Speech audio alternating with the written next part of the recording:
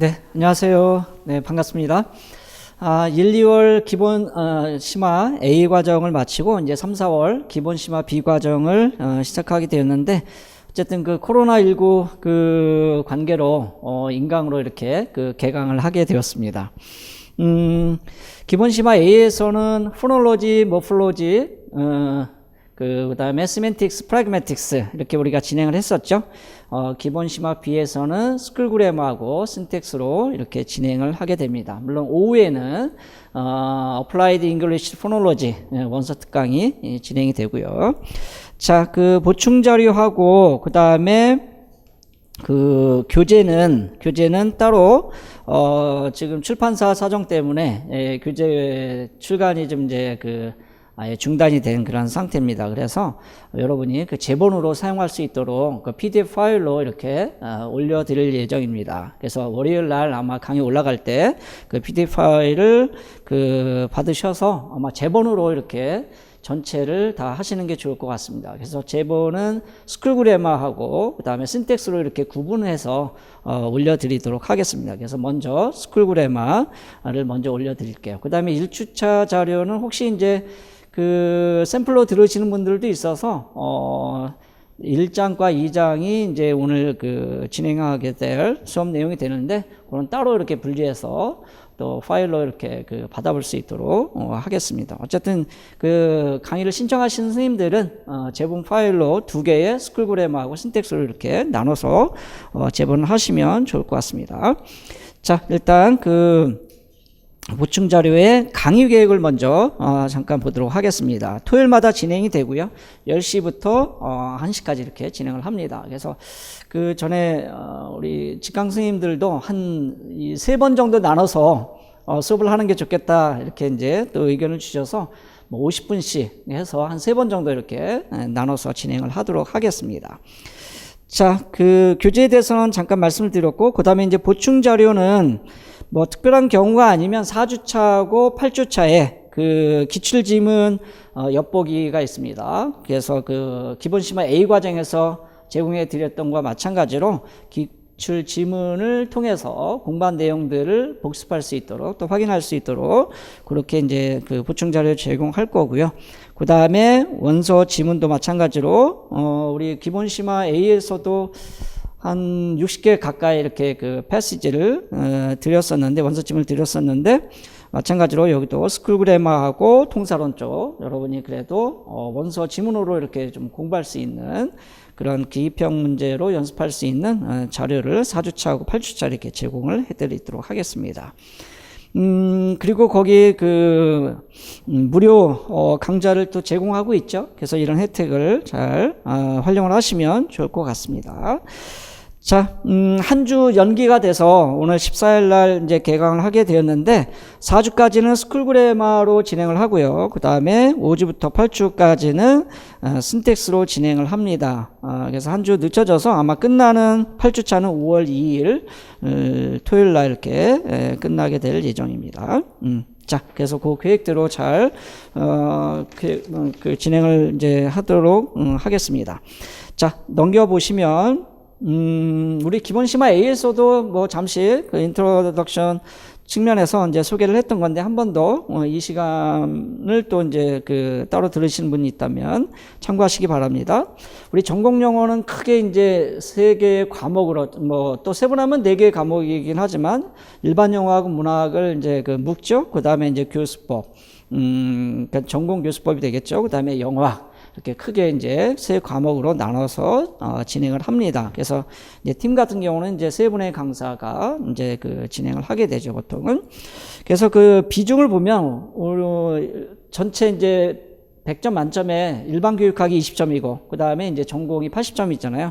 그 80점 안에서 이제 100% 비중으로 출제 비중을 이제 쭉 보면, 맨 밑에 보면 2020년도 대비 작년도 문제였었죠. 그래서 일반 문학이 한 40%, 그 다음에 교수법이 30%, 그 다음에 영어학이 30% 이렇게 돼 있는데, 사실은 이제 이거는 작년도의 그런 비중이고, 일반하고 문학이 여기 40%를 돼 있는데 한 35% 정도면 뭐 적절하지 않나. 그리고 크게 이제 평균적으로 보면 한 7년 지금 이제 진행이 됐잖아요. 서더핑 이용이. 그래서 한 30%에서 35%. 작년 같은 경우는 진짜 엄청나게 그 비중이 많이 좀 높아진 그런 경향을 보이고 있습니다. 그 다음에 이제 교수법 같은 경우는 30%인데 작년 시험에 30%인데 실제는 한 40% 정도 이렇게 평균적으로 가까이 나옵니다. 그래서 제가 이상적으로 생각하는 것은 35%. 물론 이제 평가 기준에도 35% 이상을 전공 그런 그 교육학에서 이렇게 내는 것으로 되어 있긴 합니다. 그 다음에 이제 영어학이 비중이 30% 정도 되는데 그 전에 비하면 상당히 이제 비중이 높아졌다고 볼 수가 있겠습니다. 그래서 이거는 그대로 30% 그러면 합쳐서 100% 비중이 되겠죠. 그죠? 100%가 되겠죠? 그래서 이 정도로 여러분이 예상을 하고 공부를 하시면 좋을 것 같습니다. 그래서 이제 작년을 기준으로 하면 상당히 이제 그 일반 문학이 비중이 높아졌다는 것을 알 수가 있고, 그 다음에 이제 교수법은 상대적으로 비중이 좀 낮아졌고요. 영어학 같은 경우도 2019년 대비하면 많이 높아졌죠. 그 이전 대비하더라도 높아졌고, 물론 이제 2018년도에 34% 가까이 이렇게 이제 비중을 차지한 경우들도 있어서 뭐 그 비중을 약간의 이제 그 변동이 있을 수는 있지만 이 정도로 여러분이 생각하시고 학습 계획을 이제 그 짜시면 도움이 될 것 같습니다. 그죠? 자, 한 장 더 넘겨서 제가 맡고 있는 영어학의 그런 기출 분포를 잠깐 보도록 하겠습니다. 영어학은 크게 우리가 기본 심화 A하고 B로 이렇게 나눠서 저 같은 경우는 이제 진행을 하고 있는데 세 개의 파트로 이렇게 나눠볼 수가 있습니다. 의문론, 형태론, 문법, 통사론. 그 다음에 의미론, 화용론, 뭐 기타 이제 뭐 일반 언어학이라고 할 수도 있고 아니면 뭐 사회 언어학이라고 좁게 이렇게 볼 수도 있는데, 그래서 이제 세 개 영역으로 나누면 오늘 진행하게 될 문법, 스쿨 그래머라고 이제 하는 건데, 이제 통사론 부분이 한 54%. 그러니까 50% 이상을 이제 차지하고요. 나머지 이제 의문론, 형태론 부분하고 의미, 화용, 기타 일반 언어학, 사회 언어학 부분이 한 45%. 그러니까 55, 45 정도 이렇게 비중을 보면 되겠습니다. 크게 보면 이제 의문론, 그다음에 통사론을 이렇게 나누고요. 그 의문론은 우리가 이제 형태론도 중요하기 때문에 거기 이제 포함하고, 그 다음에는 이제 통사론 안에 이제 스쿨 그래머를 이렇게 또 포함하기도 합니다. 그래서 그 비중도를 보고 우리가 공부 전략을 짜는 것이 또 중요하겠죠. 오케이. 참고하시면 좋을 것 같고요. 자, 넘겨서 오늘은 이제 학교 문법을 먼저 진행을 합니다. 그죠? 4주간.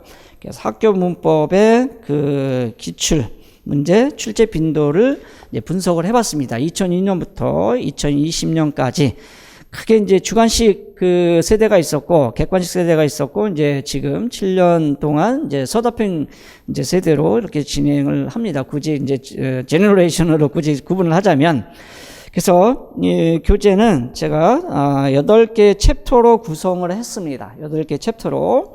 그래서 챕터 1은 Units of Grammar, 문법의 이제 그 단위에 대해서 공부를 하게 되고요. 챕터 2에서는 Word Forms and Grammatical Functions, 챕터 3에서는 Verbs, 동사의 이제 그 특성들을 이제 알아보고요. 또 종류를 알아봅니다. 그 다음 챕터 4가 Grammatical Categories.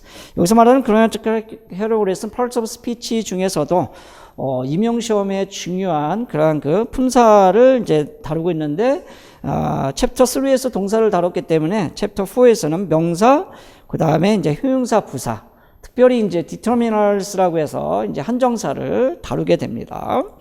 그 다음에 챕터 5에서는 절과 구의 관계를 다루게 되고요. 그래서 이제 명사, 그 다음에 이제 효용사, 부사와 관련해서 이렇게 다루게 됩니다. 그 다음에 챕터 6에서는 predicates and their complements.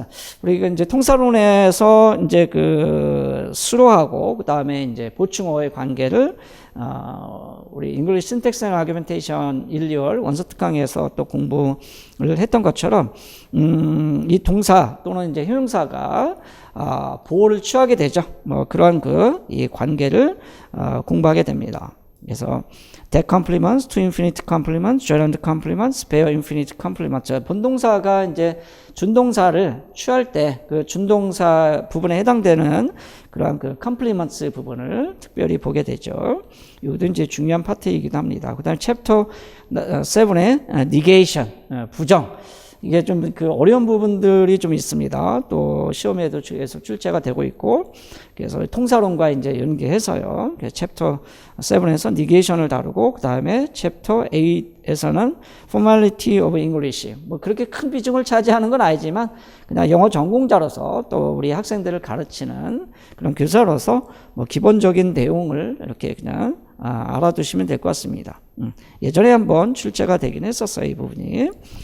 자, 이렇게 8개 챕터를 다루게 되는데 그 중에서 챕터 3하고 챕터 4가 서답형 유형에서 가장 많이 출제되고 있는 영역이다.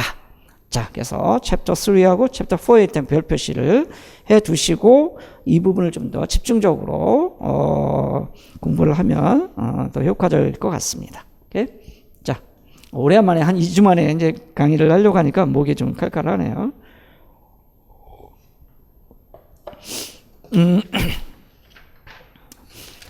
자, 그리고 이제 보충 자료는 4주차하고 8주차 이렇게 한 번 더 제공을 하도록 하겠습니다. 자, 그러면 제본용으로 그 올려드린 교재를 이제 진행을 하도록 하겠습니다. 오케이.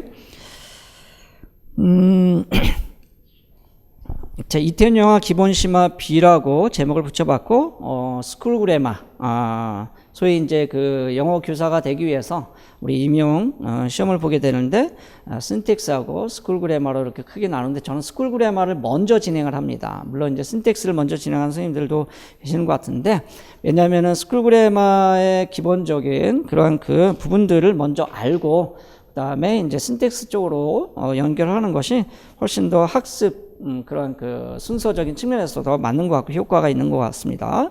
그렇다고 해서 스쿨 그래마가 이제 중고등학교 문법의 수준을 뭐 벗어나지 않는 그런 범위가 아니라 그 이상을 벗어나고 또 신텍스를 공부하기 위해서 필요한 기본적인 또는 이제 전문적인 용어들을 또 개념들을 이렇게 익힌다고 보시면 되겠습니다. 오케이. 자, 그래서 스쿨 그래마는 당연히 이제 그 of English 영어의 그 particular language인 영어의 스쿨 그래마를 다루게 되겠죠. 자, 그래서 그 소위 teachers grammar, TG라고 하는 건데 롱코언의 그래마에 대한 정의를 잠깐 먼저 보고 진행을 하도록 하겠습니다. 자, grammar is a set of rules. set of rules, 규칙의 이제 집합체다 이런 얘기죠. 그러니까 결국은 이제 문법이라고 하는 것은 규칙의 집합체다. That describe how words and groups of words can be arranged to form sentences in a particular language. 이렇게 돼 있죠. 자, 단어 또는 단어들의 그룹. 우리 단어들의 그룹을 뭐라고 했던가요? 통사론에서는 constituent, 구성소라 그랬죠. 구성소. 그러니까 단어가 모여서 구가 되고 절이 되고 그것이 결국은 어떻게 이제 그 조합을 해서 그것이 결국 이제 그 규칙에 의해서 이제 문장이 만들어지는 그러한 그 과정을 우리가 이제 또 연구하는 것이 신텍스인데, 그러한 그 단어들 또는 그런 컨스티튜언트 구성소가 모여서 하나의 문장을 형성할 때 거기에 이제 관여하는 그것을 기술하는 그런 그 규칙들이 있겠죠. 그 규칙들의 총체, 집합체를 우리는 그래마다 이렇게 이야기를 하는 겁니다. 그 그래마를 우리가 이제 그 링귀스틱스 언어학적인 측면에서 크게 보면은 신텍스, 포놀로지, 모폴로지, 세멘틱스, 뭐 프라그매틱스 이렇게 이제 또 하위 영역으로 이렇게 나눠서 보게 되는 겁니다. 오케이?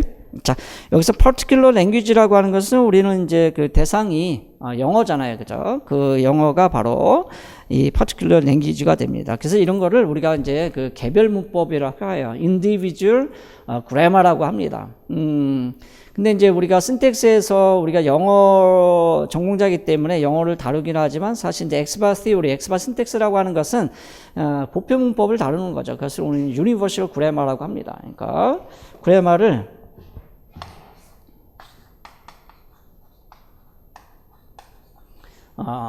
인디비주얼 개변법하고 그 다음에 유니버셜 그래머로 이렇게 이제 나눈다는 거죠. 그래서 유니버셜 그래머 같은 경우는 보통 이렇게 유지라고도 이렇게 약어로 사용을 합니다. particular grammar 같은 경우는 individual grammar 이런 말로. 근데 IG라고는 잘 쓰는 것 같지 않습니다. 그냥 참고로 그렇게 이해를 하시면 될 것 같습니다. 오케이.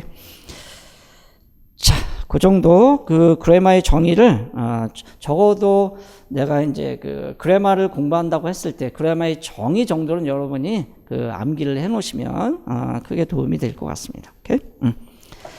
자, 스쿨 그래머 콘텐츠는 크게 8개의 챕터로 제가 나눠서 진행을 한다 그랬죠. 그래서 챕터 1하고 챕터 2를 오늘 첫 주차 이렇게 다루게 됩니다. 오케이. 자, 넘겨보시고. 요거는 보충 자료에서 먼저 봤던 내용이죠. 그죠? 그래서 각 챕터별로 실제 기출 문제와 연계해서 어떻게 이제 출제가 됐었는지를 직접적으로 출제된 그 부분들을 이렇게 온점으로 표시를 하고 있습니다. 그래서 챕터 3하고 챕터 4가 중요하다고 말씀을 드렸고, 챕터 5하고 챕터 6도 우리가 통사론으로 이제 그 연결되는 중요한 또 부분이고, 실제 이제 출제가 된 영역이기도 하니까 그런 부분들을 미리 좀 그 감지하고 이렇게 수업 준비를 하면 좋을 것 같습니다. 오케이?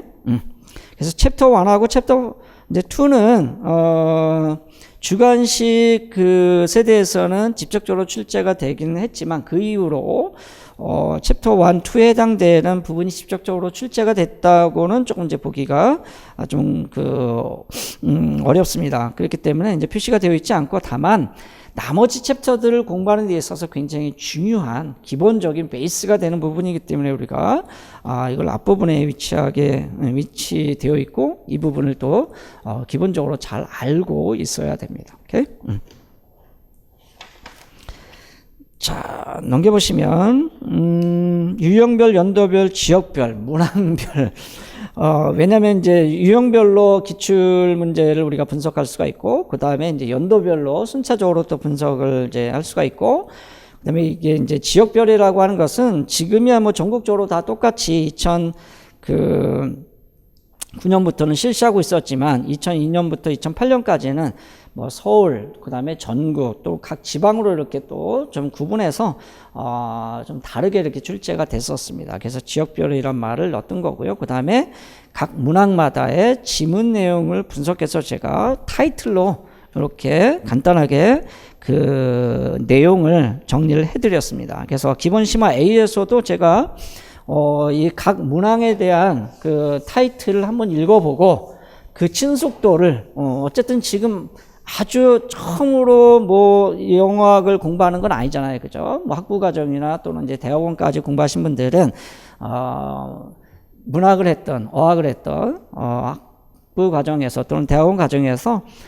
전공 과목으로 또 공부를 했었기 때문에 조금은 이제 친숙한 또는 상당히 많이 친숙한 부분들도 있을 수 있습니다. 그래서 이러한 그 테크니컬 텀들을 사용해서 이러한 그 토픽을 적어놨으니까 여러분이 그 친숙도를 한번 표시를 해두면 공부를 하는 데 있어서 마음의 자세라든가 학습 계획이라든가 시간 계획이라든가 이런 부분들에 있어서 훨씬 더 도움이 될 것 같습니다. 그래서 동그라미, 네모, 세모, X 정도로 각각의 문항 토픽에 대해서 옆에다가 표시를 해두고 나중에 3, 4월 이제 그 강의가 다 끝나고 나서 다시 한번 읽어보면 그 친숙도의 어떤 그 변화를 느낄 수가 있을 겁니다. 전혀 몰랐던 부분을 당연히 세모나 네모, 동그라미 정도로 친숙도가 달라질 수가 있겠죠. 그죠?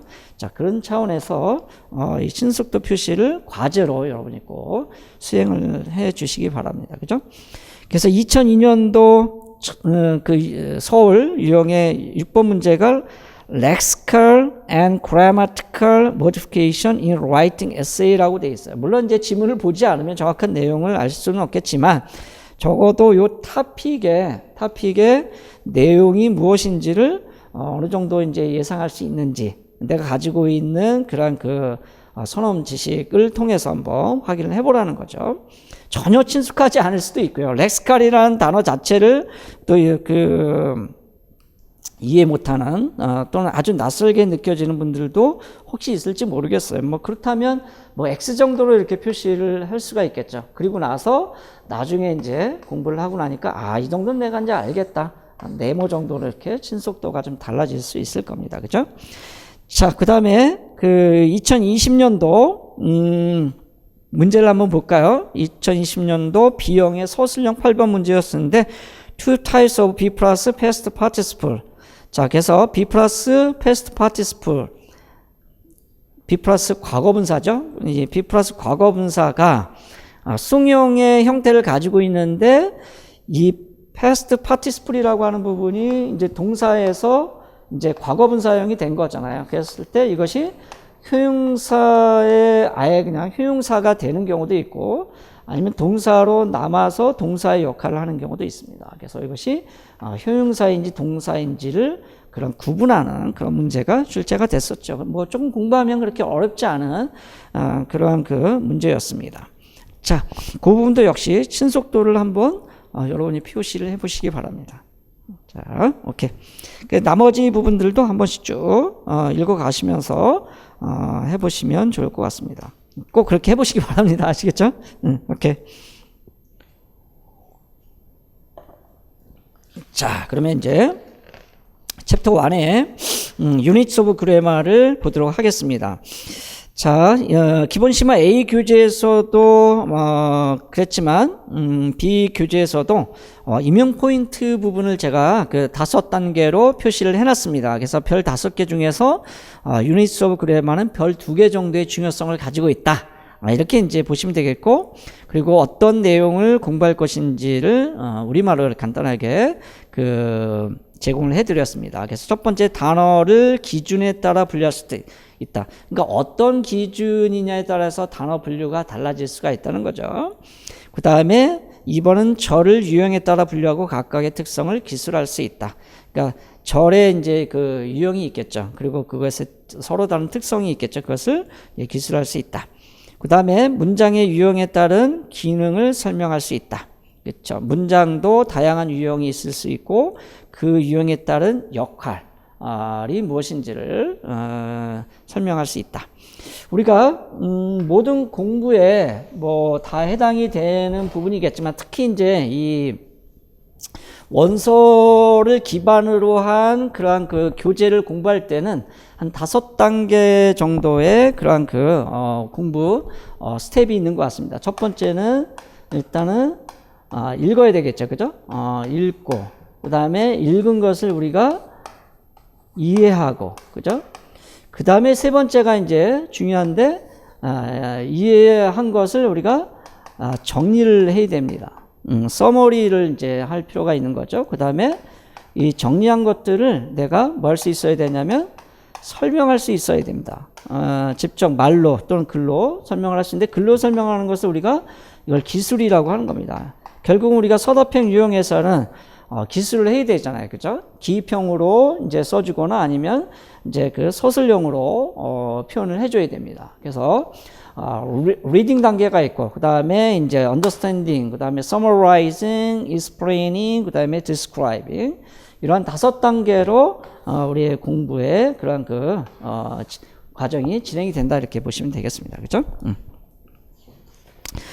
자, 그래서 제가 기본 심화 A에서는 시각화되어 있고 조직화되어 있고 또 표로 많이 정리가 되어 있어서 내용 중심으로 이렇게 설명을 했었는데, 기본 심화 B에서는 주로 이제 원서를 많이 기반으로 해서 교재가 만들어졌고, 뭐 조직화도 되어 있고 물론 목록화되어 있고 한데 시각적인 측면에서는 이게 이제 포놀로지나 뭐 플로지하고는 좀 다르게 뭐 시멘틱스, 프레미스까지 저는 이제 그런 부분까지 다 좀 시각화시켜 놓은 부분이 있는데, 이 스쿨 그래머나 특히 이제 이 신텍스 같은 경우에 이거를 완전히 시각화시키기에는 조금 곤란한 부분들이 있어서 가능하면 이 기본 심화 B에서는 내용 중심으로 좀 읽고 이해하고 그다음에 정리하고 설명하고 기술하는. 그래서 보통은 이제 제가 제공해 드리는 부분은 여기 1, 2단계가 되겠습니다. 그리고 나머지 부분들은 제가 이제 복습할 때 또 그 간단하게 이제 그 조직화할 때 요 단계까지 하고, 그 다음에 나머지는 여러분이 이렇게 또 해볼 수 있는 그런 단계로 진행이 될 것 같습니다. 오케이? 그래서 내용을 그렇게 방대하게 하지 않고 좀 그 꼭 신텍스 쪽으로 또 스쿨 그래머 중에서도 가장 이제 중요한 기본적인 부분들을 다루고 있고, 여러분이 아마 티처스 그래머 원서 교재를 누구나 다 그 방대한 양이긴 하지만 다 공부를 합니다. 그렇게 어렵지 않기 때문에. 그리고 거기서 출제가 또 많이 되고 있어서, 그래서 그런 부분들을 감안했을 때 기본 심화 B 과정에서 특히 이제 4주 과정으로 진행이 되기 때문에 아주 중요하고 기본적인 부분들만 이렇게 다룬다는 거. 그리고 좀 생소할 수 있는 분들도 있어서 원서 내용을 좀 더 집중적으로 이렇게 읽고 이해하는 방식으로, 그리고 정리하는 방식으로 이렇게 진행을 하겠습니다. 오케이? 자, 1.1에 was 단어를 우리가 이제 분류하게 되면 parts of speech라고 하는 겁니다. 그래서 이제 품사라고 하는 거죠. 그래서 뭐 8품사니 뭐 9품사니 할 때 그런 부분들을 우리가 보도록 하겠습니다. 자, 거기 일단 개요 부분을 같이 한번 읽어보도록 할게요. In traditional grammar, 이제 전통 문법이라고 하면 우리가 중고등학교 문법을 생각하셔도 되겠습니다. A part of speech, 다시 말해서 품사. 품사라는 것은 이제 단어들을 이렇게 분류를 했다는 거죠. 그래서 이 품이라는 게 한자로 보면 parts라는 뜻입니다. parts, 나눴다 이런 얘기죠. 스피치는 여기서는 이제 그 랭귀지를 얘기한다고 보시면 되겠고, 그래서 우리가 팔품사라고 하는 것은 바로 이런 부분들을 얘기하는 겁니다. A parts of speech 한 팔품사가 되는 거죠. 자, 그것은 하나의 범주이다. 이렇게 모아놨다는 거죠. Words which have similar grammatical properties. 자, 밑줄 그어보세요. grammatical property, 그래마니까 문법적 특성. 근데 비슷한 문법적 특성들을 가지고 있는 단어들의 범주. 모아놓은 것이 이제 그 part of speech다. 이렇게 이제 정의를 내리고 있다는 거죠. 자, words that are assigned to the same part of speech. 그쵸. 같은 그런 그 part로 이제 assign된 단어들은 generally display similar behavior. 자, 밑줄 그어보세요. similar grammatical property를 가지고 있으니까 당연히 similar behavior, 비슷한 행동을 보여준다 이런 얘기죠. 자, 그것이 이제 in terms of syntax, 밑줄 그어보세요. 통사적인 측면. 통사적인 측면이라고 하는 것은 문법 단위라고 보시면 됩니다. 문법 단위에서 예를 들어서 이제 명사 같은 경우는 주어나 목적어나 보호 자리에 온다. 형용사는 보호 자리에 온다. 뭐 이런 식으로 이제 그런 비슷한 그런 behavior, 행동을 보인다 이런 얘기죠. 자, syntax라는 것은 they play similar roles within the grammatical structure of a sentence. 그죠? 이 syntax 하면 기본 단위가 sentence입니다. 물론 이제 grammar도 스쿨 그래머도 기본 단위가 sentence가 됩니다. 그리고 some and sometimes in terms of morphology. 자, 그러면은 우리가 이 그래머라고 하는 중에서 이 단어, 품사를 다룰 때 이게 신텍스 이제 영역에서의 그러한 품사가 있고, 그 다음에 part of speech가 있고, 즉 캐테고리들이 있고, 그 다음에 morphology적인 측면에서 part of speech, 이 grammatical 캐테고리가 있다 이렇게 이제 보는 겁니다. 자, morphology라는 것은 단어 단위예요. In that they undergo inflection for similar properties. 자, inflection이라고 하는 것은 우리가 기본 심화 과정에서 다 배웠지만, 특히 이제 몰핌을 다룰 때 inflectional 몰핌이 있었죠? 8개의 그 문법 기능을 표현하는 inflectional 몰핌이 있었습니다. 그러니까 단어 단위를 다루는 것이 morphology잖아요. 그러니까 morphology와 관련해서는 이제 inflection을 우리가 이야기하게 되는 겁니다. 명사인 경우에는 이제 singular, plural 폼이 있죠. 그죠? 동사인 경우는 present, past 폼이 있잖아요. 형용사 부사인 경우는 comparative, superlative 폼이 있잖아요. 그런 것들을 표현하는 것이 바로 이제 inflection이죠. 물론 possessive, 명사의 이제 possessive 케이스를 나타내는 그런 inflection, apostrophe s도 있죠. 그죠? 자, 그래서 우리가 parts of speech, 그 grammatical categories 또는 grammatical classification 같은 경우는 전부 다 classes 같은 경우는 syntax적인 측면과 morphology적인 측면에서 우리가 다룰 수 있다. 이렇게 이제 보는 겁니다. Commonly listed English parts of speech, 그쵸? 영어의 이제 part of speech는 noun, verb, adjective, adverb, pronoun, preposition 우리가 다 알고 있는 그런 용어들이죠. Conjunction, interjection, and sometimes determiner, 그죠? 뭐 전통법에서는 determiner를 part of speech로 이제 따로 분류하지 않지만 최근에 이제 그 소위 현대 문법이라든가 또 신텍스에서는 이 determiner가 상당히 중요한 그런 문법적인 역할을 담당을 합니다. 그래서 명사구가 이게 determiner phrase로 이렇게 신텍스적인 측면에서는 캐테고리의 범주가 이렇게 바뀝니다. 이제 발전한다고 볼 수가 있겠죠. 요거는 이제 우리가 신텍스를 공부할 때, 바스알트의 English syntax, English syntax and argumentation, 그 다음에 앤드류 카니의,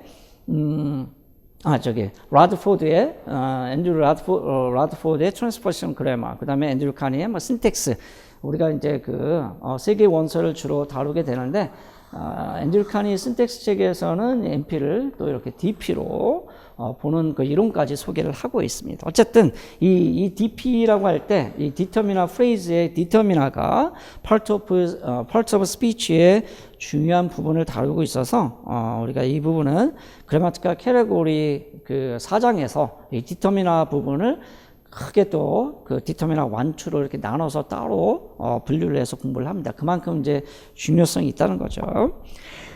자, 그 다음에 1.1.1에 크게 part of speech를 이렇게 이제 중고등학교법에서는 팔품사, determiner까지 하면 구품사가로 구품사까지 이렇게 분할할 수가 있는데. 이 part of speech를 크게 이제 둘로 우리가 또 구분을 하죠. 이미 기본 심화 A 과정에서 포놀로지에서도 봤었고 이제 모플로지에서도 이제 봤었지만 이 컨텐츠 워드하고 펑션 워드로 구분을 한다는 거죠. 그래서 먼저 이 컨텐츠 워드 또는 렉시컬 워드라고 합니다. 이 컨텐츠 워드 또는 렉시컬 워드라고 하는 부분에는 또 어떠한 그런 품사들이 포함되어 있는지를 보게 될 텐데 일단 그 1번에 nouns 명사가 컨텐츠 워드에 해당이 되죠. 자, 넘겨보시면 두 번째 verbs 동사가 컨텐츠 워드에 해당이 되죠. 그죠? 자, 그 다음에 또 넘겨보시기 바랍니다. 세 번째 adjectives 형용사가 컨텐츠 워드에 해당이 되죠. 그 밑에 adverbs 부사가 해당이 되고요. 5번에 interrogatives 의문사 또 역시 컨텐츠 워드에 해당이 되고요. 그 다음에 negatives 부정어, 그 다음에 interjection까지 전부 다 이 컨텐츠 워드에 해당이 되는데 그럼 컨텐츠 워드라는 게 뭐냐? 말 그대로 컨텐츠 문장 안에서 가장 중요한 내용을 포함하고 있는 그 내용을 표현하는 그런 부류들의 단어의 부류를 우리는 컨텐츠 워드다. 이렇게 한마디로 이야기를 해볼 수가 있습니다. 자, 그것을 어떻게 설명하고 있냐면 잠깐 보시면 다시 6쪽으로 와서 자, contents words are the words. 그쵸. contents word도 역시 단어죠. That help us form a picture in our head. 머릿속에서 우리에게 그림을 그려주게끔. 그러니까 문장을 보고 우리가 머릿속에서 그림을 그린다는 것은 내용이 뭔지에 대한 그림을 그린다. 이런 얘기죠. 한데 도움을 주는 단어들이다. 이렇게 이제, 어떤 학자는 이렇게 이제 설명을 하고 있습니다. They give us the contents. 그쵸. of our story. and tell our listener where to focus his or her attention. 이렇게 돼 있죠. 그 이야기라고 하는 것은 문장 단위로 이제 진행이 되는데 그 이야기의 컨텐츠를 제공해 주는 거죠. 그 내용이 뭔지를 제공해 주는 그런 단어들이 있다는 거예요. 그게 컨텐츠 워드라는 겁니다. 그리고 our listener, 스피커가 있다면 이제 listener가 있겠죠. listener에게 where to focus his or her attention. 그렇죠? 어디에 집중을 하게끔 할 것이냐라는 것을 말해주는 단어 부류들이 있는데 그게 바로 컨텐츠 워드다. 이렇게 이야기를 하는 겁니다. 자, we want our listener to be able to quickly grasp. 이해하도록 이제 해야 되겠죠. The main contents of our story. 뭐 반복적인 얘기입니다. So we make the contents word easier to hear. 자, 그러면 contents word를 좀 더 쉽게 이렇게 잘 들리게끔 이제 하려고 한다는 거죠. By bringing attention to them with added stress. 자, 밑줄가 보세요. added stress. 추가된 스트레스. 우리가 스트레스를 받는 단어가 있고 스트레스를 받지 않는 단어가 있다고 했죠. 그래서 contents word에는 일반적으로 스트레스가 받고 그 다음에 펑셔널 워드에는 스트레스가 받지 않는다. 그래서 우리가 컨텐츠 워드는 스트롱 폼으로 나타난다.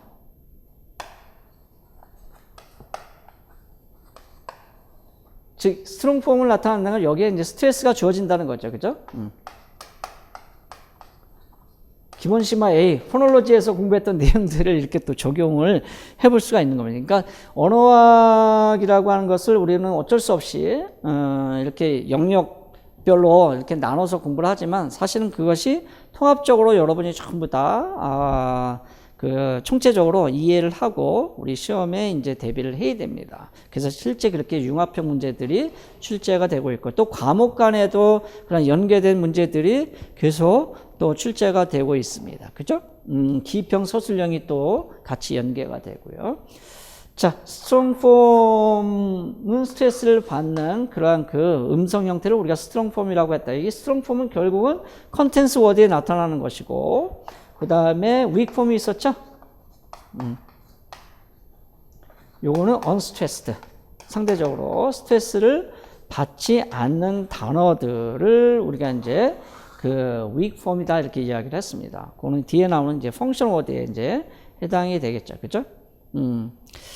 자. 그래서 거기에 with added stress. 자, 밑줄 읽어보시기 바랍니다. 컨텐츠 워드는, 스트레스를 받는다. 이런 얘기죠.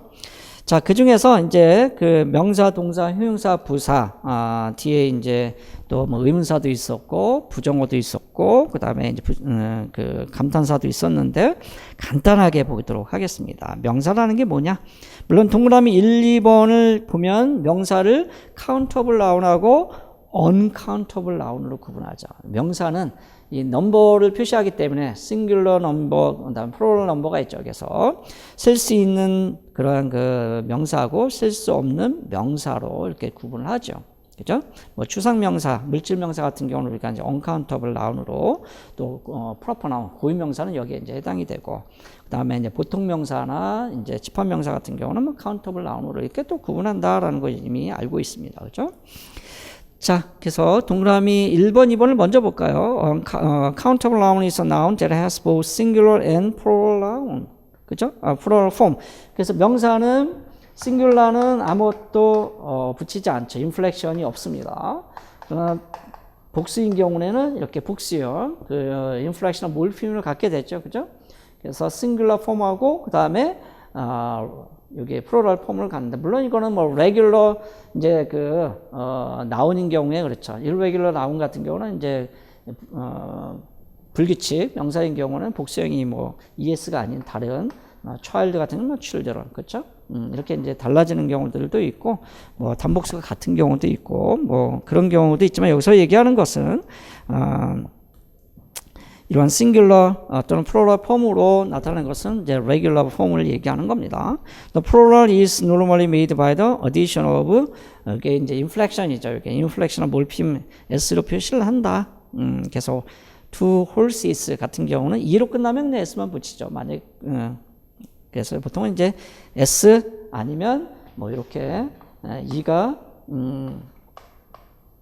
있을 때는 s만 붙이고 그 다음에 이제 이가 없을 때는 뭐 es를 그렇게 붙이고 하는 그런 경우들이 있습니다. 자, 그 다음에 uncountable noun은 does not have plural forms를 갖고 있지 않는 이런 배어 폼으로 되어 있는 경우다 이렇게 볼 수가 있겠습니다. 그러니까 명사는 크게 이제 넘버가 있다는 거. 그리고 그 위로 세 줄 읽어보면 noun is a word used to refer to people, animals, objects, substances, states, events, and feelings. 더 뭐 구체적으로 나열할 수가 있겠죠. 사람이나 동물이나 뭐 사물, 물질, 상태, 뭐 어떤 사건, 뭐 감정, 뭐 등등등 뭐 이런 것들을 표현하는 그러한 그 단어 부류들이다. Nouns can be subject or object. subject라는 것은 이제 주어의 역할을 할 수도 있고, object 목적어 역할을 할 수도 있다. 뭐에? verb 동사에. 그렇죠? 그래서 문장은 동사를 중심으로 보면은 요 명사 자리에 주어 자리에 명사가 올 수도 있고, 그 다음에 목적어 자리에 이렇게 명사가 올 수도 있겠죠. 그 얘기를 하는 겁니다. 물론 여기 이제 그 주어 목적어란 말이 있고, 컴플리먼트란 말이 없지만 또 이런 경우도 있겠죠. 그죠? 목적어 요 위치에 보호의 이제 그 역할을 하는 경우도 컴플리먼트. 뭐 그런 경우에도 역시 명사가 나타날 수가 있습니다. 자, can be modified via adjective. 그쵸? 명사는 또 형용사의 수식을 받잖아요. 그죠? 그리고 can take article or determiner.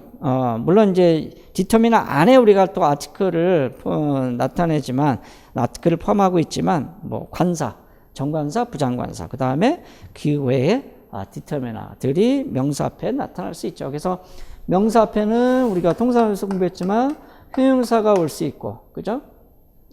형용사는 또 부사의 수식을 받죠. 그리고 뭐 이런 것들은 전부 다 이제 수의적이고, 디터미너가 이렇게 올 수 있다. 이것도 역시 디터미너가 나타날 수도 있고 나타나지 않을 수도 있고, 물론 명사가 뒤에서 또 수식을 받을 수가 있겠죠. 결국은 이것이 명사구가 되겠죠. 그래서 이 명사와 관련된 그런 통사적 특성들을 이렇게 간략하게 간단하게 설명을 하고 있는 겁니다. 그러니까 이런 것들을 읽으면서 여러분이 그 지금까지 소위 말하면 이제 그 영어에 대한 문법의 그런 지식들을 하나씩 읽어가면서 이해하고, 그 이해한 것들을 스스로 이렇게 또 정리해보고 그런 과정들을 이제 통해서 우리가 이제 공부를 하게 되는 겁니다. 그죠? 자, 그 다음에 이제 동사 부분을 보도록 하겠습니다. 동사를 또 어떻게 설명할 수 있을까요? Verbs are one of the major grammatical groups. 여기서 major란 말 썼습니다. major 하면 명사, 동사, 형용사, 부사 정도가 major에 해당이 되는데 그 중에 하나이다. And all sentences must contain one. 적어도 하나의 동사를 가지고 있어야 된다. 그죠? 그래야 이제 문장이 되겠죠. 물론 이제 그 verbless clause라는 게 있죠. small clause라고 하는 부분은 이제 그 소위 이제 independent 그 clause가 아니고 이제 종속절로서의 그러한 그 dependent clause로서의 small clause라는 게 있다는 거 우리가 이제 이미 공부를 했지만, 어쨌든 일반적으로 하나의 문장은 반드시 동사를 가지고 있어야 된다. 그렇죠? 이제 verbs refer to action or state. 우리가 동사는 주로 이제 크게 행위나 또는 이제 상태를 나타낸다 해서 뭐 액션 벌브, 스테이트 벌브 이렇게 또 구분하죠. 다이나믹이란 말을 쓰기도 하고요. 그래서 동사는 액션이나 스테이트를 나타낸다. 자, 동그라미 1, 2, 3, 4번을 통해서 동사에 대해서 조금 더 알아보겠습니다. 1번에서는 finite verb하고 non-finite verb로 구분하고 있네요. 우리 통사론에서 공부했던 거죠. 정형동사하고 비정형동사로 구분한다. 정형동사는 소위 이제 메인 벌브에 이제 그 나타나는 동사를 정형동사라고 하고, 이제 non-finite verb는 준동사라고 하는 거죠. 우리가 투부정사, 동명사, 뭐 분사, 뭐 이런 부분들을 우리가 non-finite verb다 이렇게 이야기를 하고 있습니다. 네, finite verb는 뭐라고 설명을 하고 있냐면, finite verb is a verb that is inflected. 자, inflected 된다는 것은 동사니까 동사에 몰피임이 붙는 것을 우리가 inflect 됐다 또는 inflection이다 이렇게 이야기를 하는 겁니다. 자, 그러면 동사라고 하는 것은 주어 관련해서 이렇게 bear form으로 이제 나타나는 경우도 있고, present tense, 그쵸? 로 나타나는 경우도 있고, past tense로 이렇게 나타나는 경우도 있겠죠. 그쵸? 그런 걸 얘기하는 겁니다. 자, final force word inflected for person. 근데 그것이 주어인 그런 그 person, 여기서 말하는 person은 주어의 person을 얘기하는 겁니다. person은 뒤에서 보겠지만 first, second, third person이 있죠. 그죠? 거기에 이제 singular, plural 이렇게 또 구분이 되는데, 인칭을 얘기하는 겁니다. 이런 경우는 여기 s나 es가 붙었다는 것은 여기 있는 주어의 명사가 3인칭이라는 걸 얘기하는 거죠. 그죠? 3인칭. 그리고 3인칭이면서 반드시 또 싱귤러가 돼야 되는 겁니다. 그죠? 자, and for tense. 이게 바로 tense죠. 요거 같은 경우는 세 개의 그래마티컬 펑션을 나타냅니다.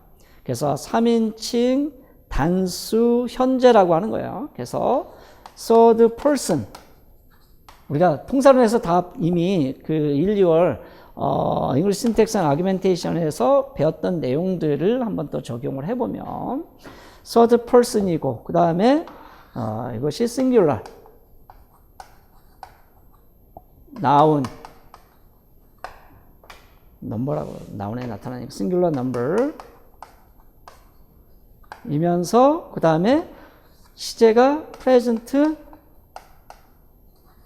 tense.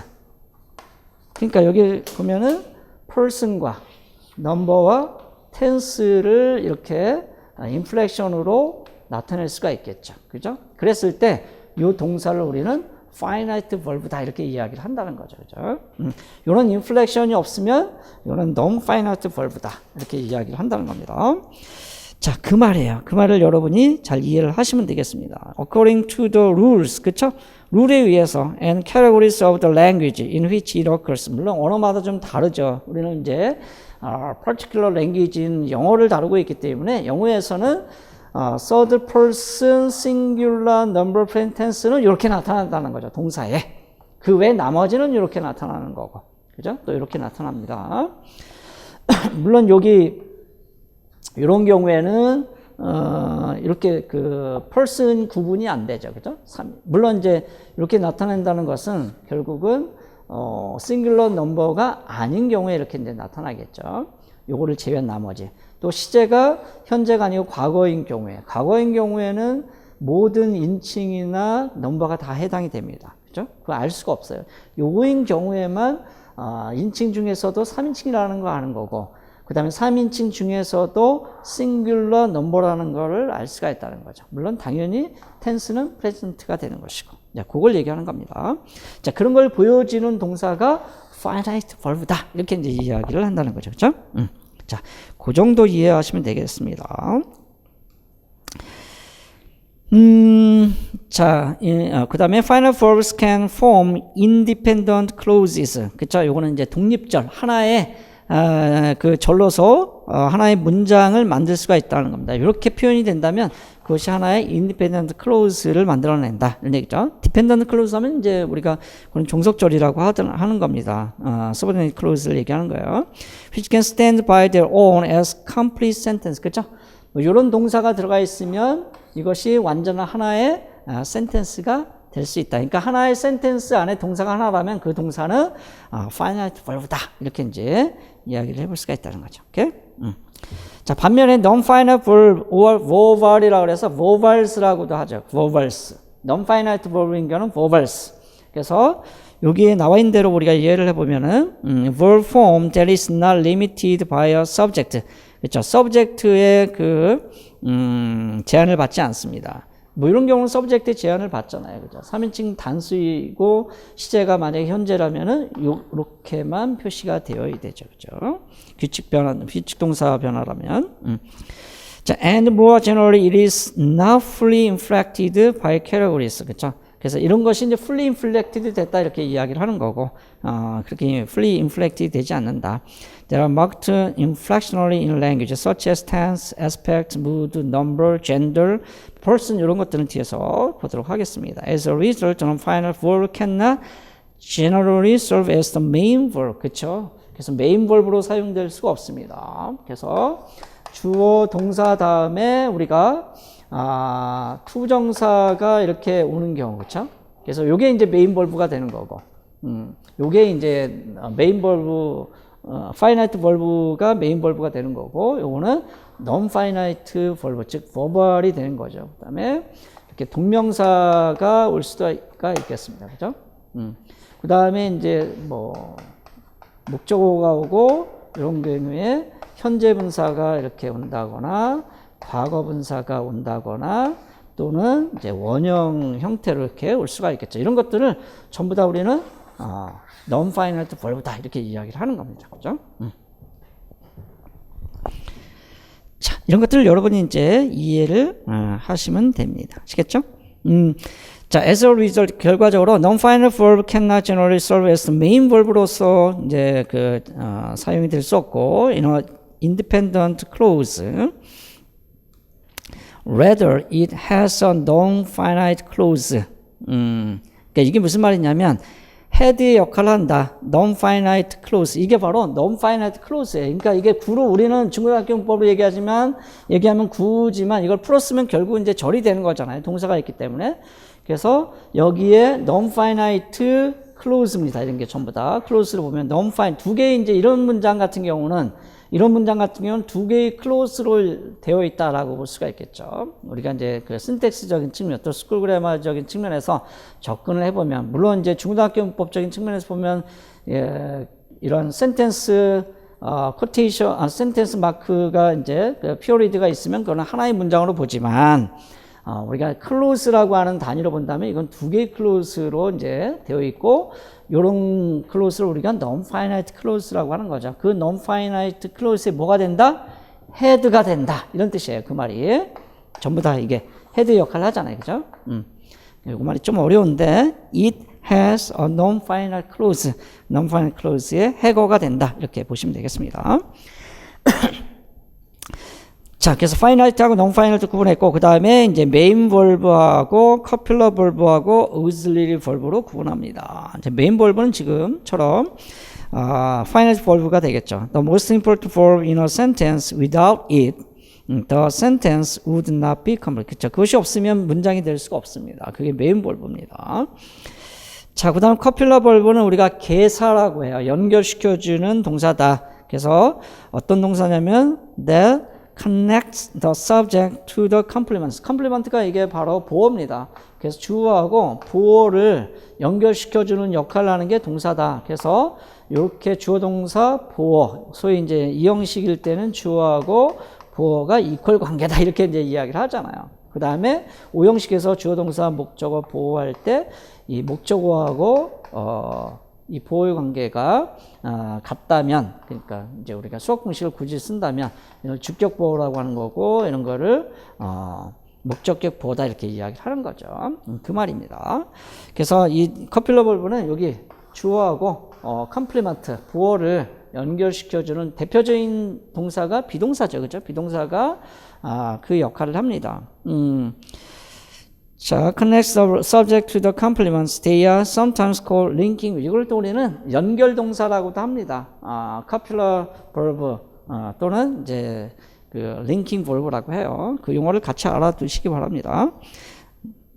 자, 그 다음에 4번은 auxiliary verb. 우리가 조동사, main verb 앞에 이제 그 오는 동사들은 전부 다 조동사다 이렇게 보시면 되겠습니다. 자, auxiliary verb is verb that has functional or grammatical meaning. 그쵸. 이제 조동사가 하는 역할은 일반적으로 의문문을 만들거나 부정문을 만들거나 또는 강조를 하기 위해서 사용이 되죠.